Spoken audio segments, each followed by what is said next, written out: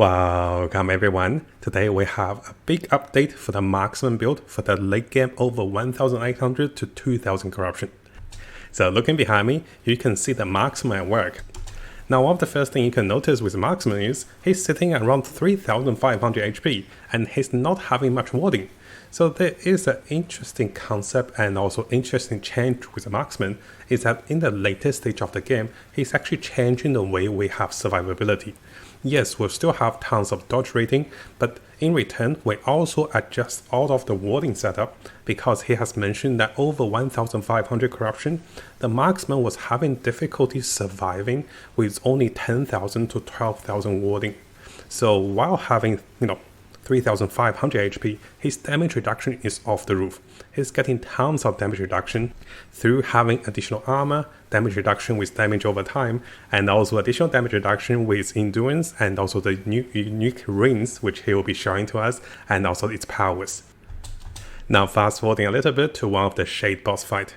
At 1800, most of the monsters are extremely tanky and also they deal tons of damage, so the survivability will be the focus of this build.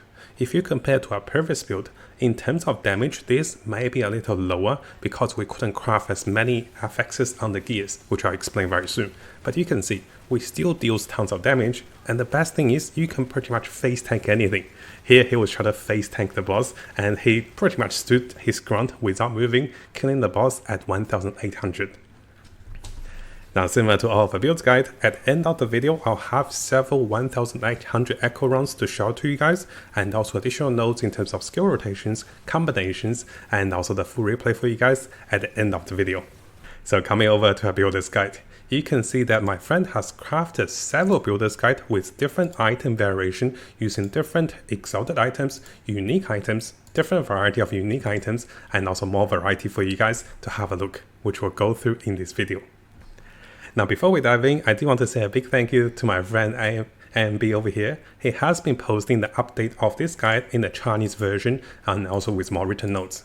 So if you guys can speak Chinese or want to say hi to him, I'll have the links available for you to check out his channels on the Chinese bilibili. Now in order to give you guys a good summary, I have a few dot points which we'll want to cover in this video. The first thing of course is how the build works, and why is it better to have a variety of build just than the warding build. Because I'm currently using the warding build, and right when my friend said, oh, we got a new build, I was like, oh, what do you mean? I'm just about to craft my gears. So it's actually a good thing to have a variety of build that you can look into and also change into. And then we'll look into the changes and also how you can farm those items in different factions, and also update the loot filters for you guys for this build. Now one of the first thing I want to say is, if you guys are running the warding build over here that I'm using, it is incredibly good up to 1400, 1500 corruption. This particular tank build is only so my friend can push over 1600 to 1800 corruption, because this build will help you survive even further. Now if you're using the warding build, guys, it is absolutely fine, and most of us won't be pushing over 1000 corruption. So don't feel bad if you feel like you have to change the entire build. You don't, the previous build still work wonderfully. So coming over to our build. Because there are several builds, I'll be listing them as the early game transitional build, which you just need the daggers, and then moving into the endurance set, which is actually coming from the lightless armor. So you'll be looking to farm that dungeon a lot if you're looking for those items. Now what we do is, let's explain the build concept and also the core logic in terms of the defensiveness with the end game build concept. So there are 4 builds, I'm jumping right over to the final build. Over here you can see we're still using the blast daggers, and this is a corner piece of the build. You'll be going with critical strike multipliers, lightning damage, and possibility of getting additional healing if you have the third affix. At the same time guys, if you went for lightning flat damage, lightning percentage damage, critical strike multipliers, this can still work. Having some armor shred will also help. Notice that it is optional to have the third FX if you can't get 3 legendary potential. Now right away you can see the biggest change is that we're not using the chairs, the gloves, and also the boots, which I have over here, the Trinity set for the warding set, right? We're using maximal HP endurance set now. So the core of the mountain will allow us to gain damage immunity every 3 seconds with a 15-second cooldown. What that means is, most of the fight, if you actually have a big fight, if you want to stand still and punch out a lot of damage, you'll be invulnerable for a little bit, and this allows you to tank the boss and deal the most damage. Now, together with increasing all attributes, increasing armor, endurance, and also endurance threshold, this particular gear is perfect combined with its boots. So the boots will give us even more endurance, even more attributes, and also the ability to convert dodge rating into even more endurance. So he was sitting on about 37% dodge, and this will in return be converted into additional threshold to close to 3000 endurance threshold if he stands still. And by standing still, we'll be casting explosive traps, and this allows us to deal tons of damage. Now the helmet will stay the same. It is similar to our previous helmet, and we'll be going with damage crit chance having daggers, which allows us to deal more damage with crit multipliers. Now you might have noticed that the rings have changed. Yes, in the initial version that he didn't use the red rings, but as he transformed forward, he started to use the red rings. The biggest part about the red rings is that once you have over 180 total attributes, so all the attributes combined over here, once you're over 180, you have 10% damage reduction. Together with those two rings, you're looking at close to 20% damage reduction while having tons of resistance, mana regen, dodge rating, and all attributes together with movement speed. This is one of the rarest rings in the game, and this is the reason he did not make you guys to have legendary potential. So just having the rings by themselves can work on this build. And if you come over to the marketplace, which let me go over there to show you guys, the rings are selling for pretty high on the marketplace even without legendary potential, close to 10 and 15 million.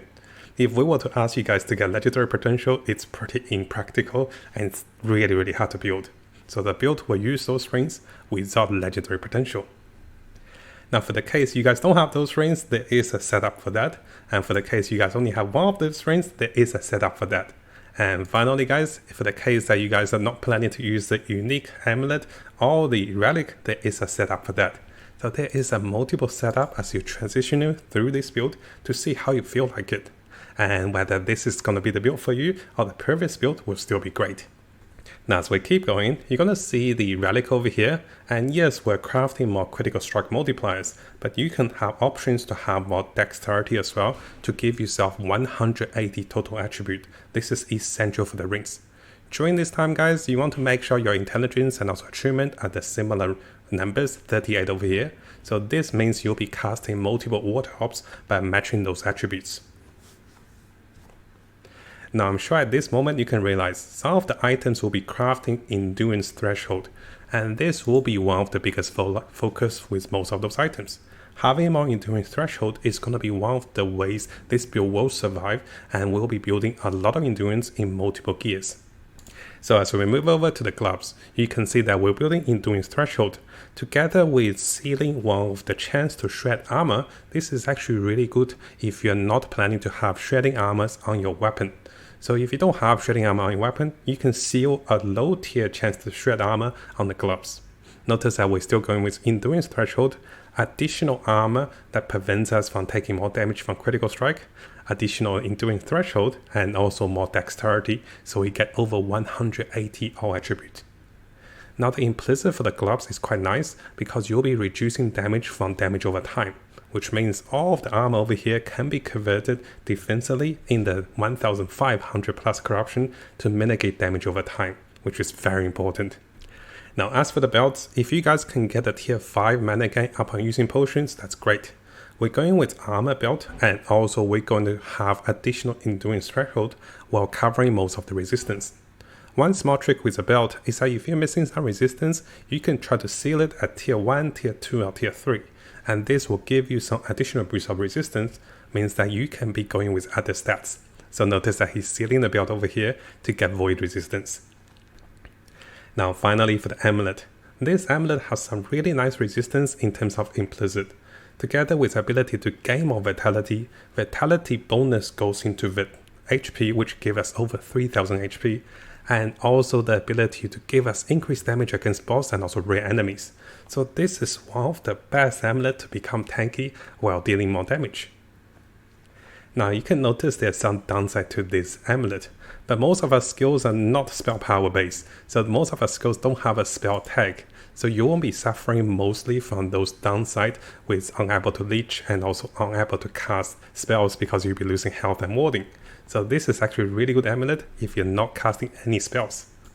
because all of the ability are either traversal or maybe they're throwing attacks. They're not spells, I believe. And correct me if I'm wrong. So this means that you guys won't be suffering from the negative side of this amulet. Now in terms of idols, we have changed from the cold resistance and percentage HP into flat HP and also HP percentage.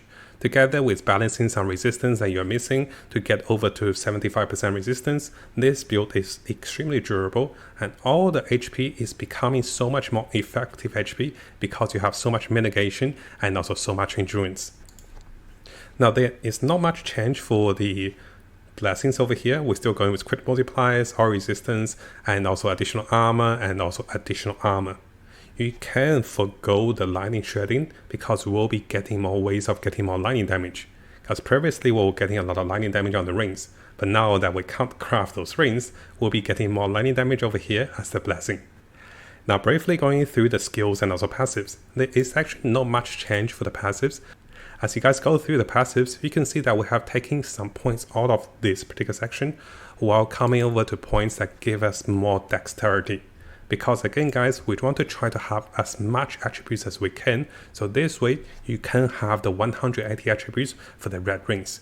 So some points are allocated here to give you more passives and also more attributes so you can have those rings ready. So you can be benefiting from the special effect of the rings. And also more dexterity multiplies into more dodge rating. Now in terms of the skills, the major skills have not changed much.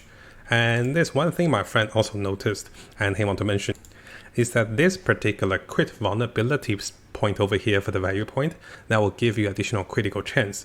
So for this case, notice how I want to build as much crit chance as we can on the helmet for the critical multipliers.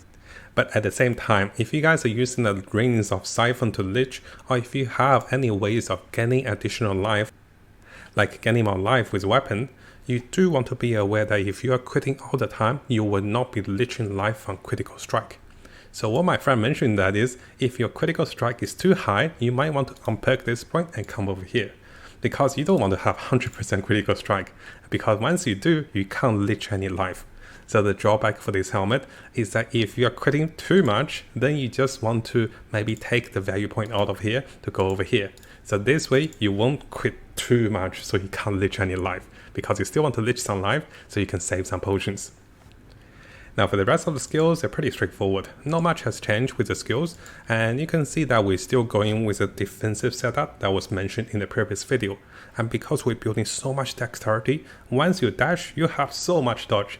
So 80 dodge per dexterity over here. And if you look at our dexterity, we have 80 dexterity. So this means it's like 6,000 dodge rating once you dash. And this is incredible to go with elusive. Now in terms of the smoke bomb, my friend is going with additional dark shroud for going the increased area while retaining the removal of debuffs. Because we want to be super durable, and you can be removing any debuff on yourself with a smoke bomb, and this again becomes a value point.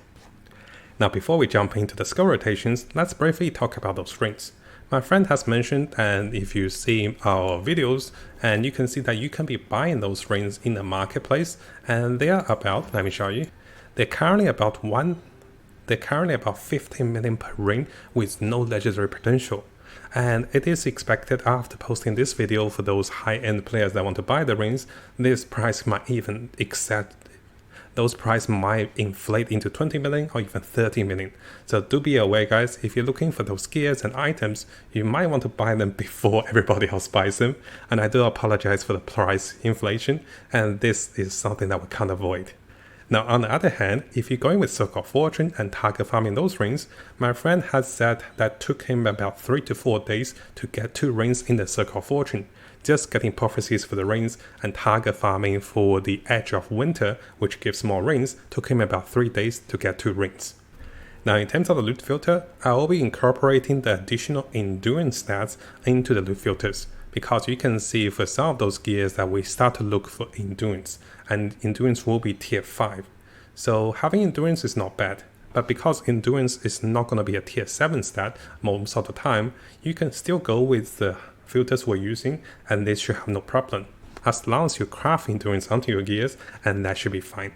Now coming over to my friend's replay with some skill rotations. The skill rotations are very similar to previously.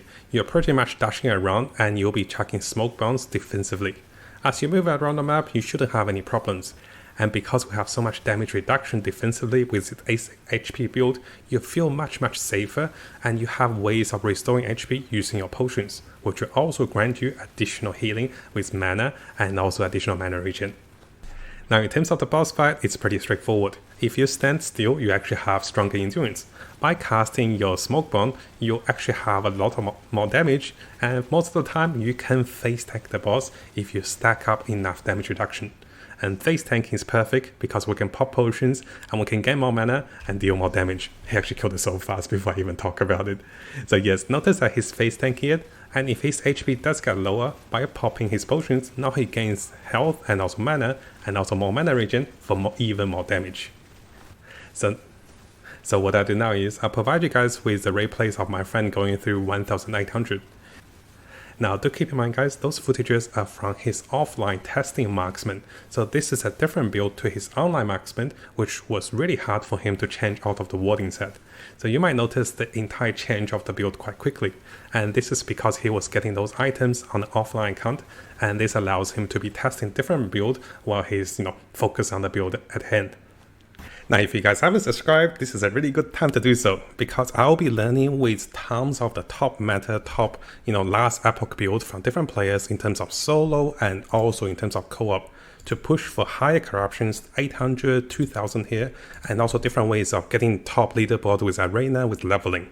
And in doing so, we'll be learning multiple builds from the best players in the world.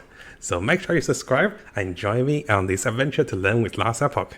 And if you guys do have an amazing build, whether it's a fun build, it's a creative build, or maybe a top meta build, you can share with me on Discord, and I'll look into it, learn the build, and share with everyone on the Last Epoch community.